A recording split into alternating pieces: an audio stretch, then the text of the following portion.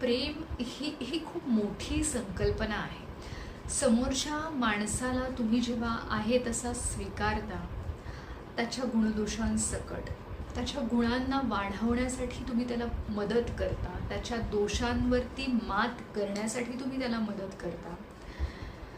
तुम्ही एक माणूस म्हणून त्याच्याशी खूप कंपॅशनेटली वागता, सहृदयतेने वागता, प्रेमाने वागता. त्याच्याशी असणारा तुमचा संवाद जो आहे तो खूप मोकळेपणाने असतो. मनातल्या सगळ्या गोष्टी तुम्ही त्याच्याशी शेअर करू शकता. समोरच्या माणसाकडून तुम्हाला कुठेही जज केलं जात नाही किंवा तुम्ही समोरच्या माणसाला कधी जज करत नाही किंवा अमुक एखादी गोष्ट त्याच्याकडनं बिघडली, वाईट झाली, चुकली तर पूर्ण त्याच्या व्यक्तिमत्वाला तुम्ही खराब ठरवत नाही.